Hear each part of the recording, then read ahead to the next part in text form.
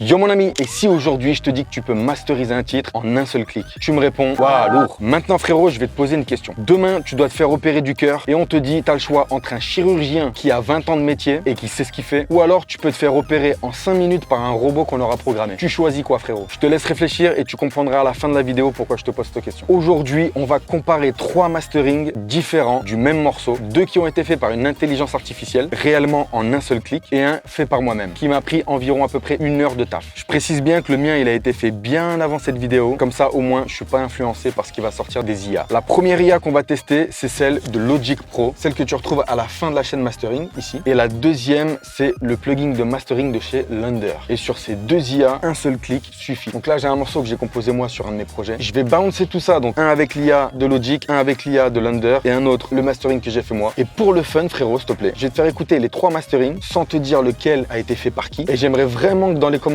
tu me dises celui que toi tu préfères juste avec tes oreilles. Et après bien sûr je te révèle qui a fait quoi et on va aller analyser justement les plugins de chez Logic et de chez Lunder. Allez vas-y on écoute.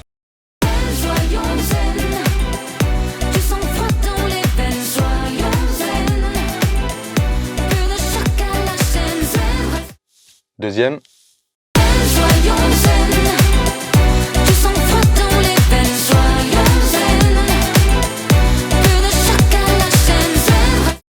Le troisième.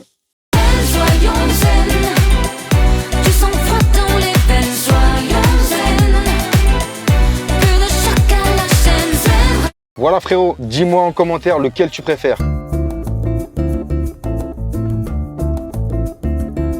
Alors, le premier, donc celui que j'ai nommé A sur l'écran, c'est celui qui a été fait par le plugin mastering de chez Logic Pro. Le B, c'est le mien. C'est celui que j'ai fait moi il y a peut-être 2 semaines, 3 semaines de ça. Et le C, c'est le plugin de mastering de chez Lunder. Et je vais aller regarder ce que toi t'en as pensé en commentaire. Donc, celui de Logic Pro, comment il fonctionne? Tu sélectionnes la partie la plus forte de ton track, tu fais une petite boucle, tu mets play, tu as juste à venir cliquer ici sur le bouton mastering.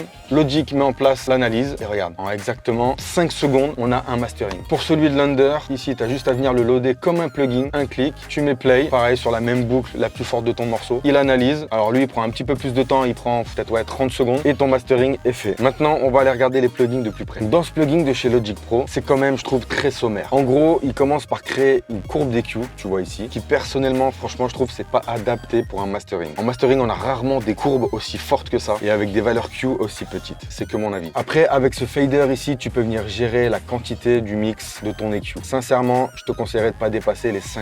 À droite, ici, tu vas retrouver l'onglet dynamique où tu vas pouvoir gérer le loudness qui tape par défaut à -14. Je trouve ça très faible quand même. Après, tu peux le gérer manuellement, donc venir augmenter. Mais attention, sincèrement, je trouve que ça sature très vite quand tu pousses un peu trop. Juste en dessous, ici, tu peux gérer le spread, donc la largeur stéréo avec le bouton Width. Et c'est tout, mon ami. Il n'y a que ça sur ce plugin. Il n'y a pas grand chose. Après, d'un côté, quand tu utilises ce genre de plugin pour masteriser, c'est que tu ne sais pas masteriser toi-même. Donc l'idée, c'est de ne pas avoir à toucher ce que l'IA a fait. Maintenant, chez Lunder, ça a l'air quand même un petit peu plus élaboré. Alors ici, pour le coup, on voit pas du tout la courbe d'EQ qu'il a générée. Mais comme sur Logic, tu peux venir retoucher l'équalisation avec le petit encart equalizer. Donc, tu as les basses, les médiums et les aigus. Ensuite, il te propose 3 sonorités différentes. Lui, par défaut, il te mettra toujours sur Balance. C'est ce que lui estime le plus juste en termes d'EQ. Après, tu as l'option Warm qui va donner de la chaleur à ton master. Donc, un léger boost dans les basses fréquences. Et ici, Open, plus de présence, mais c'est surtout plus d'air. Donc, un léger boost sur toutes les hautes fréquences. Par contre, Lunder, lui, te propose pas mal d'autres options. Tu peux gérer la compression générale, tu peux gérer la saturation, tu peux gérer la présence, le de-essing, pas mal de petites options, mais il faut vraiment s'y connaître pour toucher ça. Ici, pareil, tu peux gérer la largeur stéréo et en fin de chaîne, tu peux gérer ton loudness. Lunder, par défaut, pour le coup, lui, tape entre -8 et -10 LUFS. Donc, plus fort que celui de Logic. Pour le coup, avec ce plugin, faut quand même, je trouve, s'y connaître un minimum dès qu'on veut commencer à toucher ce que l'IA a fait. Donc,